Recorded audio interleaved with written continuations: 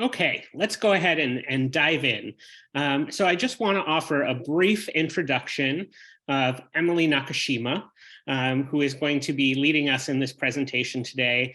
Emily is the co-chair of our Planning and Development Committee, and she has also been leading the research group that has been looking into the possibilities of affordable housing and how it could potentially relate to our church. I know there are several other members and friends of our community who have been a part of this research group. So I will let Emily shout them out as she sees fit. But with that, I will go ahead and pass it over to you, Emily. Perfect. Thank you so much, Jeremy. Let me just quickly screen share and then hopefully we can jump right in.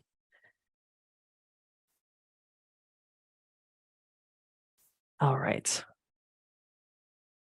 So as we said, this is a continuation of our congregational check-in that we had in the fall. We had such a good discussion at that meeting, and thank you so much, Jeremy, for your beautiful job monitoring that conversation and for the beautiful letter you sent out. And we promised after that we would come back again soon and share more of an update from our working group. So here we are back again today, and it's good to be back. I wanted to just say that I'm not speaking for myself. As Jeremy mentioned, there's a whole group of us working on this. I would love to briefly introduce the folks from our working group if there's anyone here on the call. So let me, perfect. Let's see, I see Laura. Would you be willing to just introduce yourself briefly if anyone hasn't met you yet? I know they all have, but just also a word or two about what drew you to the group if you would be up for that. Absolutely. Hi, I'm Laura Easley. I am the chair of Children and Youth Ministry here at Plymouth. And I joined this because our own family had to leave the Bay Area because it was so impossible to live there. And so my hope is if we are building affordable housing, we are making it possible for a new generation to be able to live in the Bay, because it is really, really tough for families with young kids, as it is tough for many, many people. So I'm just hoping that we can include our next generation and the future of Plymouth. That will be people like these people. Hi. I love it. Let's see. And then Susan Stoddard-Phillips, are you on still? Yes, I am. I joined this group because I was just intrigued with the possibilities of, Plymouth is just quite an amazing place. And the more I've learned about it, the more sort of awe I have about the people at Plymouth, how it has increased in size, the questions we ask each other, and how we continue to try to sort of live into, our love of each other and our love of God. And we are still very much, our little group, very much at a looking into possibilities stage. It's been a blessed journey so far. I can tell you, we have enjoyed connecting together. Chauncey's our newest member of our team, I am delighted to say, and brings many gifts. I would just say to those of you who are on today who are interested in this, as we continue on, let us know of your interest as well as your questions. We don't have many answers yet because we're still in a fairly early phase, but I'm interested in knowing more about people who might think they might want to, take part in our group and our exploration. It will be many months, if not years, working into this. So plenty of time to get involved whenever you're ready or feel the interest. Fantastic. Thank you, Susan. And then Hillary, would you be willing to say hello and tell us about your interest? Yes, hello, I'm Hillary Carey. I'm co-worship chair, which means that I decorate the altar and advise on the experiences. So I think a lot about the space of our church. And this project is in line with the research that I do on the radical imagination. Like, what does a better world look like? What does justice look like? Even if it takes 50 or 100 years to get there. So this just seems like a space to practice that. This is not a project that will move fast or we'll make rash decisions. Instead, we can imagine, like, what is ideal? What do we really want? And how do we begin the journey toward a fairer and more just world? So I'm only lightly touching this project, but I do love this work as a practice of radical imagination. Thank you, Hillary.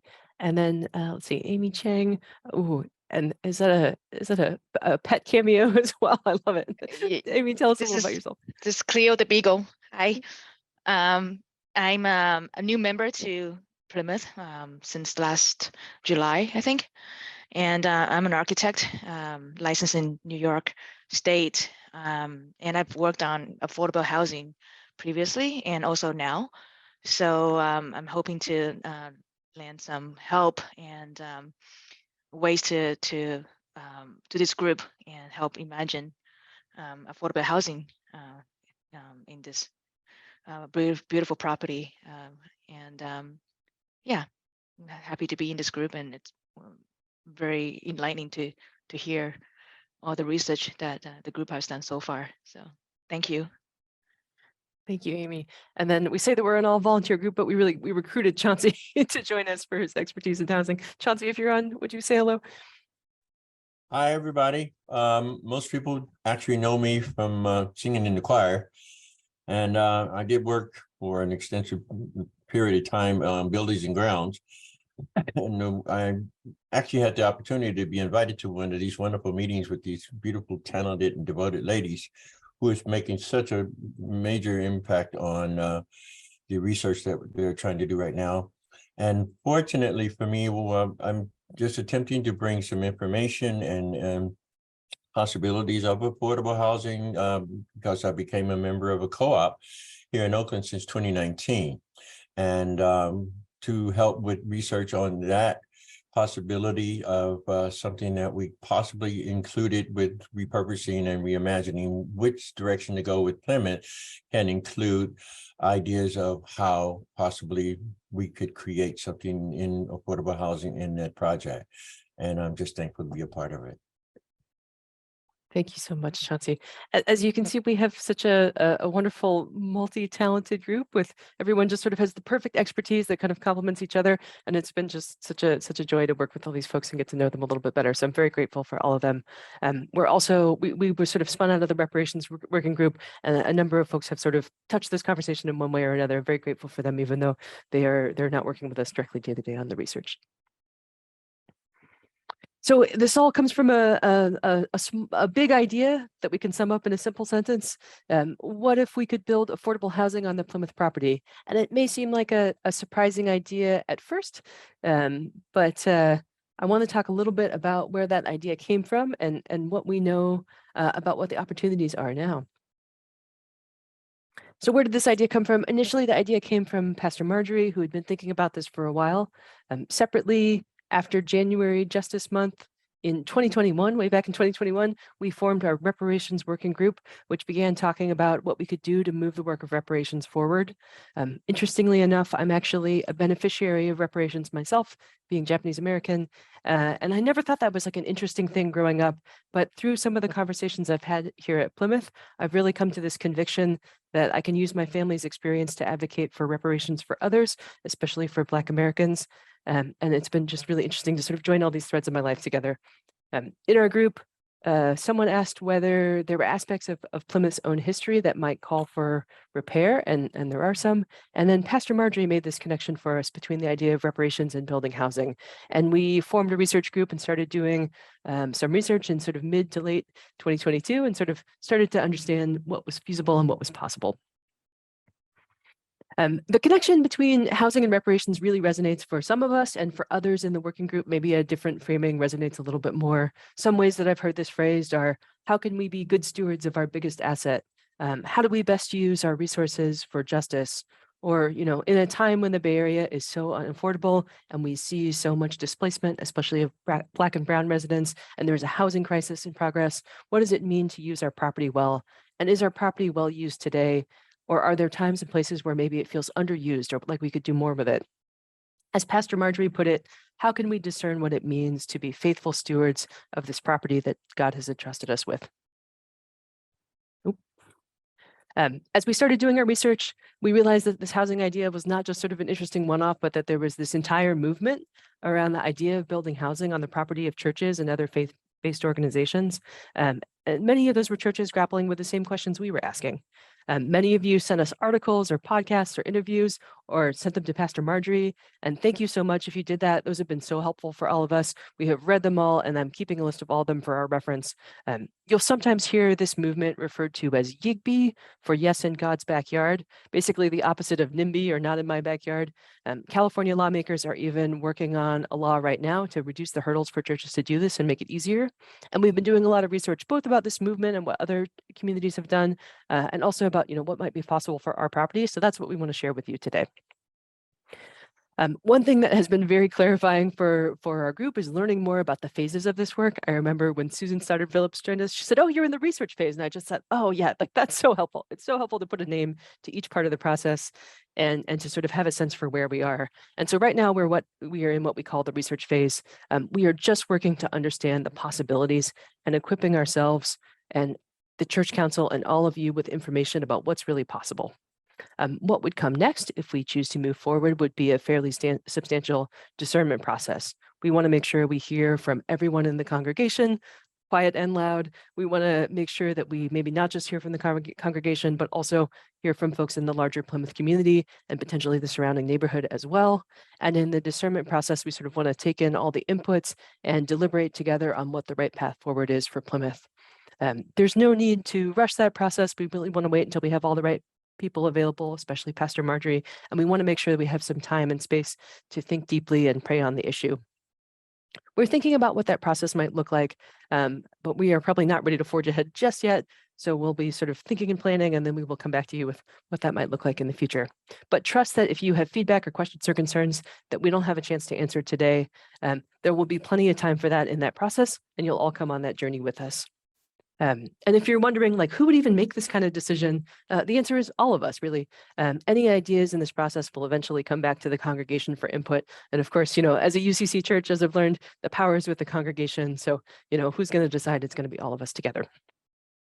It can be helpful sometimes to do a little bit of design, potentially have some sketches or some conceptual design in that discernment process. I know some of us really do our best thinking when we have kind of a visual artifact in front of us to work with. So you may see some of that. And then if we did decide to move forward, there would be a more intensive design process, pre-development, a final feasibility assessment.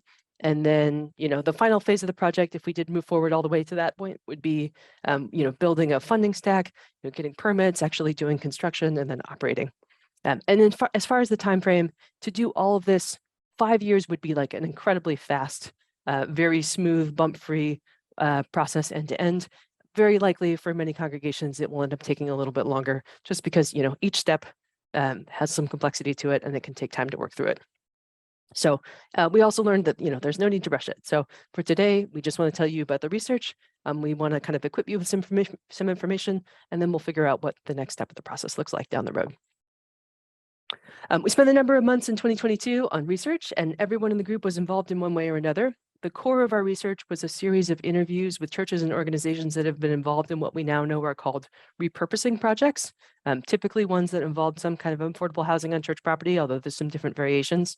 We also talked to a number of housing organizations that had worked on these sorts of faith-based repurposing projects. We talked to a couple of affordable housing developers. They're the ones who put together the financing stack and often sort of like actually deal with the logistics of making the project happen and seeing it through to construction. We talked to an architect, Amy, who has worked on affordable housing and told us all about her experience, which was wonderful. We had a couple of chats with affordable housing residents in the congregation, and then we went to a number of other events, did a lot of reading. So we've sort of been trying to learn from every resource we have available to us. Some themes came through in our research. One, we learned that there's a much larger trend here. Many churches around the country have aging buildings with deferred maintenance. Many of them have financial limitations due to a shrinking congregation. As we noticed with YIGBY, there's sort of a national trend, and repurposing is top of mind for a lot of churches at the moment. And often they're using it to generate revenue through some sort of mission-aligned use, whether it's housing or not. Two, these projects always seem to work best when they benefit both the church and the community in some way, right? Churches often raise significant amounts of money through these projects, sometimes to pay for construction of new worship space, sometimes for staff salaries, sometimes for other spaces like administrative space or a parsonage. We know that housing is so expensive, and so sometimes for these churches, it's a way to raise money to be able to house their own staff. And then three, we also noticed that we're different. We're really an inspiration. In some ways, we fit this trend. We also have an older building with deferred maintenance. But so many people were really genuinely inspired by our story when we spoke to them and told them about what we were thinking about. We have a growing and thriving community. We have our jazz and justice mission and our arts focus, and we have a diverse congregation. And so many of these things really make us stand out, and they make us a very attractive organization to partner with, but they also mean that we don't sort of fit the standard narrative, which is what makes that discernment process so important. We want to figure out what kind of project, if any, would be right for us, and not just follow what others are doing, because we know that we're going to have different needs and different things are going to make the most sense for us. We also know that unlike some of these other churches we spoke with, we want to keep many of the things that we have that are great today. We want a physical space to meet. We want space for our beautiful music. We want a space that feels sacred to worship in and feels like a respite from our daily lives. And not all churches have these constraints. And so we know that we'll just have to figure out what's right for us. We spoke to so many incredibly wise folks who were willing to share their time with us. And we were sort of able to pull out these wise themes from our different conversations. One, we'll listen and pray before taking action. Understanding the congregation's needs and preferences for our space and building buy-in for changes isn't just a little speed bump along the way in the process. It is this lengthy and essential process. And in some ways, it is the work of doing this, right? We want to make sure that we have everyone go into this with the information they need and that we really work together to understand what's right for us. Two, we want to take a really broad definition of community. The congregation is so important, and they are also not the only, we're also not the only constituency in this. We're part of a sort of urban fabric in the neighborhood around us, and we know that neighbors and local government can help or hinder our project. So we also know we want to tap into the strengths of those around us, even if they're maybe not in our congregation. Third, we know we have to make patience our strength. It's okay to pause. Many of these projects often went in fits and starts, and the pandemic or availability of a key pastor or staff member or more pressing church issues often required folks to pause work for a year or more, and it was the right choice. Affordable housing developers are looking to churches as partners, partly because churches are wonderful at perseverance and long-term thinking, but they also understand that often churches can't move quickly, and that's okay. And fourth, we know that we will need to make space for grief if we do decide to change anything. All change, but especially a change to a treasured space, is going to create feelings of grief. So if we do make any changes to our physical presence, we have to make time to acknowledge those and to sort of work through that transition and grief together. So we have identified some next steps in this process, and there's a couple of groups that we think would be potentially very interesting to work with, or at least follow up with. One of those is Simpara, who was introduced to us by Susan Stoddard Phillips. They are a mission-driven organization that helps faith-based churches with repurposing work, and in particular, they excel at guiding churches through that discernment process that we talked about. Pastor Marjorie and some of us on the group have had some initial conversations with Daniel of Simpara, and we may talk with them more about what working together on that discernment process would look like. We also applied to this LISC Bay Area Faith and Housing Program. This is a program that guides faith-based organizations through a feasibility study, helping them sort of assess in more detail what is possible for their property. We receive a stipend for participating in this program, and we found out recently that we were accepted to the 2023 LISC cohort, which is really cool. I did want to tell you a little bit about what that program involves, just because I think it's a really neat opportunity. LISC is a national nonprofit. They are a community development support organization and one of the largest nonprofits that kind of does that sort of work. They are interested in housing, health and resiliency, economic opportunity, and capacity building, and they kind of bring a strong racial equity lens to all their work. In particular in the Bay Area, because housing is so needed here, they're focused on building affordable housing.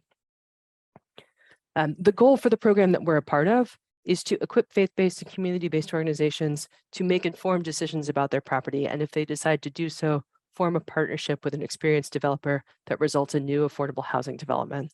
That's a mouthful, but the thing I want to emphasize is going through this program doesn't obligate us to do anything. They want to just equip us with the information to make an informed decision. The program has a couple of different components. First, they'll provide our working group with training to better understand how the development process works. They'll also provide one-on-one technical assistance with a coach on their team to help us put together that feasibility study and navigate the complexity of our own situation. Our church property is situated on some parcels in Oakland and some in Piedmont, and so right there, being sort of across the border of two cities adds some complexity, and so they could potentially help us sort of understand what's possible there and work through that. And then they also will potentially make available some modest grants for pre-development expenses, especially paying for us to work with a coach. And the purpose of providing that expertise to us is to help us mitigate risk, to make sure that we don't end up with an infeasible plan or in an exploitative relationship with a developer. They understand that they have deep expertise in building affordable housing, but churches necessarily don't, so they want to help us with that. We're just starting the program now, and this phase of the program will likely complete around March or April, I believe. All right, I think that was it for LISC. Yes, I wanted to leave you with just one last thought. I was talking with Pastor Marjorie a while back, and she said, you know, there's some architectural drawings in the church office just sitting around, like literally in an old paper bag, as you see in the photo on the left. There was just sort of some old drawings tucked away. And she said, you know, she knew I had a degree in architecture, and she suggested that I take a look at them. And I opened them up, and I thought that what I would be looking at was plans and sections of the Plymouth building that we know today. But if you look closely at the second picture, that actually wasn't quite what was in those drawings. There were a range of drawings in the bag, but most of them were actually unbuilt designs for a different version of Plymouth. The architect, Carlton Arthur Steiner, actually had a more grand plan for Plymouth initially. I think it was scaled back for budget reasons, but you can see in this version of the design, there's this big, beautiful plaza in front of the sanctuary that goes right up to the street. And the way this design would interact with the neighborhood around it just seems like it would be so different than the Plymouth we have today. It's so open to the neighborhood and very welcoming, and it feels very much like a public space. And it just feels a little different than the design we have today that feels a little more hidden and cloistered. All of this just sort of reminds me that the buildings in our lives, especially ones that we love and have built memories in, can feel really inevitable sometimes, like there's no other way they could be but the way they are. And it can feel weird to even think about changing them. But I love that these drawings remind us that the Plymouth buildings we have today are only one possible option among many, and maybe they weren't even the first choice of the people who actually built the building in the first place. And we can be in dialogue with those spaces and evolve them in the future if we choose to. All right, thank you so much. We're going to flip over and jump into Q&A, but I also just wanted to say, sometimes Q&A isn't the right forum to have the conversation you want to have, and I know that there's a lot of us all listening. If you want to talk with our team in depth, we're also really happy to sit down and have a longer chat with you. And Susan Stoddard Phillips has very kindly volunteered her time to do that. So you're welcome to reach out to her or me, and either of us would be very happy to sit down with you and either answer more questions or hear your feedback or anything else. All right, I will pause there, and then we're happy to take questions if people have them.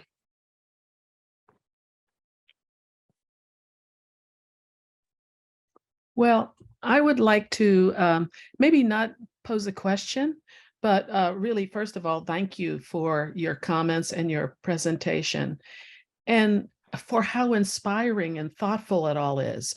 And I say that because we're now at a time in our country and the world where people are so divided, and you have the extremes on either end saying basically my way or the highway.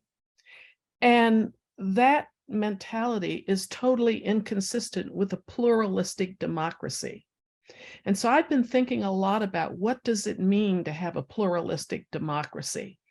And it really does mean for the country that whether you've got the Marjorie Taylor Greens of the world or somebody on the other side, the Bernie Sanders, we're all in this together. And so I just love the way you frame this, that this is our and we do have a very diverse and wonderful community. Of course, we have the advantage that we have a community that's rooted in love. But I really think that we can become, because our community is so diverse, that we can become an inspiring model for everyone. And I hope we move forward. I know we will, with that awareness and appreciation for how unique we are and what we really can contribute to a broader community. So thank you for being so inclusive. Oh, thank you, Christine. That's beautiful. I couldn't have said it better.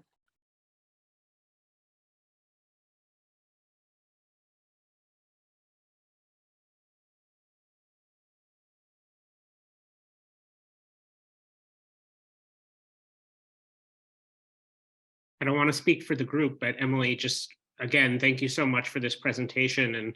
And I think the lack of questions speaks volumes to the amount of information you were able to give us, and in such a clear and concise way. I'm really excited about hearing about the next steps. And I think you said end of March, beginning of April, we'll probably complete the sort of initial process with the LISC group. So I look forward to hearing more about it. And if nobody else is going to say anything, I'll jump in again. You know, I'm not shy about talking, but I did want to say this is a wonderful, wonderful project. And I just think it's very exciting. And so I hope the silence and the lack of questions really supports where I am. May not, but go for it. Just keep going forward. It's just wonderful. Emily, can you hear us? Yes, go ahead. I just want to co-sign what everybody is saying. This is remarkable and it is inspiring. There's so much information that I want to think about, but I haven't had my coffee yet. So can you put your email addresses in the chat so we can give you, because, our list of questions? That would really be helpful. And do you have a time frame as to when we will get a chance to hear from you again? Yeah, that's a great question. We'll make sure we put our emails in the chat again at the end as well. As far as time frame, as Jeremy said, the LISC program will sort of end the current phase by March or April. So we should have a better sense for what the real possibilities for the property are. As far as running a discernment process, we'll have to sort of wait and see. We know that, we really want to make sure that Pastor Marjorie can sort of be present and be involved in Yes. that. And so, we don't want to put a specific timeline yet until we sort of know, and potentially other key folks within the church as well. So hopefully we'll have an update on that in the coming months, but I don't know exactly when. I'll just tag off of that and say that we are just, the Planning and Development Committee is just starting the process of evaluating our next strategic plan, because our current strategic plan ends at the end of 2023. And so as we sort of build the framework of our strategic plan for the next 5 years, this will be a part of that discernment process. So, and again, as Emily mentioned, of course, we want Pastor Marjorie to be heavily involved in that process because A, she's our pastor, and B, she often has such a clear vision for what the future of our church will look like. So we want to make sure that she has the capacity and the bandwidth to be able to be really deeply involved in that process. So like Emily said, more to come. We are not rushing ourselves as we've said, but we are being as mindful as we can. Mm-hmm. And just to chime in, Pastor Marjorie also has been very heavily involved up through like late December as well. This is not unknown to her. This is not a secret thing we did while she is not here. Yes, thank you. I had her on our slide for our working group because she really has been just as involved as any of us up until late in the fall. I don't know if you noticed, there's several people here with their hands raised. Yes, let's see. Mary Lou, I think I saw your hand go up first. Okay. So just I shared some of this with Marjorie already, but I guess seeing the plans again of what was envisioned back in the 60s, makes my heart, warm, because as I shared with Marjorie, I'm one of the few people who've been in the church, back in the 60s and everything when that church was built. And I had this little silent moment with Jean, who has passed on. And when I saw that picture, it's like I went, oh, I wish I could have asked Jean, what was the visions back then? Because it really does feel like, we were looking to build, broader and be more inclusive than, as you say, the church is. I mean, there's so many members, we can talk to about, they walked by that church and thought, ooh, what's behind there? Never approached because it is so foreboding. But I am so, Emily, I am so excited about this process. And, and I think of, people like Jean and many of our members who it's like, wow, they could have a place to live in and worship in. I mean, what a blessing, so kudos, to you and to the whole team getting this moving, because yeah, it warms my heart and my parents and all those who have come before, Okay, thank you. I really appreciate that. Thank you so much. Let's see, Susan Salverson. First, I just wanted to thank you and say, yes, the presentation was just so wow that there aren't many questions, or maybe there's too many questions. But I'm interested in this, in that being hopefully being a future pastor, that I can learn things not only that are benefiting our church now, but to take to other places and see what they can do with their buildings, because some of them are just drowning in being underwater financially. So yes, again, just thank you for that. Is there like a list, like next time you have a meeting, maybe I could join? Sure, Susan, I'll get in touch. And especially if you're interested in some of those resources, we've come across so much for other church congregations, and sort of looking at this as well. So I'm happy to share all of our research with you as well. I'll follow up. Okay, thank you. Let's see, I see Rachel's hand up. Hey, sometimes I feel like I get stuck in the weeds. I was just thinking, like, I saw Peter Prowse, land use lawyer, and I was thinking of like, this is more of later on in the process, when it comes time for building, getting the trades involved, and would it be under a public lands use, or PLA kind of thing, and whether there would be monies available from other resources to help build it, so that you can so potentially you could have union workers building it. The other aspect was just thinking of, I was at an electrical workers minority caucus conference, and Thursday was our volunteer day, and there were several signups there in Denver, Colorado. I went to a temporary family shelter and did some work there. Other people went to some churches and did volunteer work there. Some of it was electrical, some of it was just organizing, some of it was just some other stuff. And so, I think that there is a way to potentially get unions involved and potentially get some volunteer projects that some of us would like to actually be a part of. And, it's just, I think, a matter of reaching out to the different locals and seeing, but that's in the weeds. So there you go. Not really organized thought, but. No, thank you. No, that's wonderful. And that I can just, I'll say, that's, I think, far enough into the process that a lot of that is things we haven't thought about yet. And so it's really useful for us to sort of have that thought in our minds now, so that, going forward, when we get to the right time, we can look into it. And also, it's something good for us to, now that we're in this LISC program, they do have a lot of expertise in developing housing. And so hopefully we can ask them those questions, and they can sort of point us in the right direction to make sure that we do something that's, aligned with all of our interests. So thank you. I think Shell has her hand up. Oh, Yes, I great, do. Shell. I can't find my button. I just want to make a statement, not a question. Is the fact that so many people fear change. And 2023 is a year of change all the way around.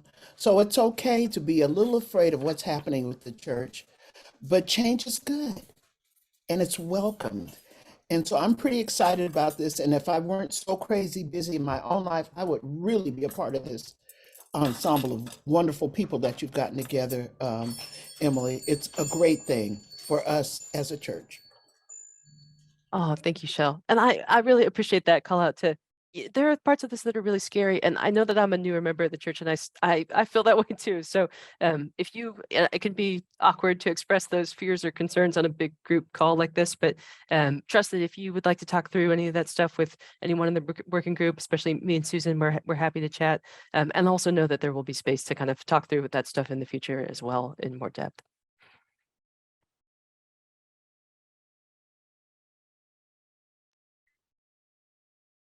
Well, All if there right. aren't- Oh, go ahead, Jeremy.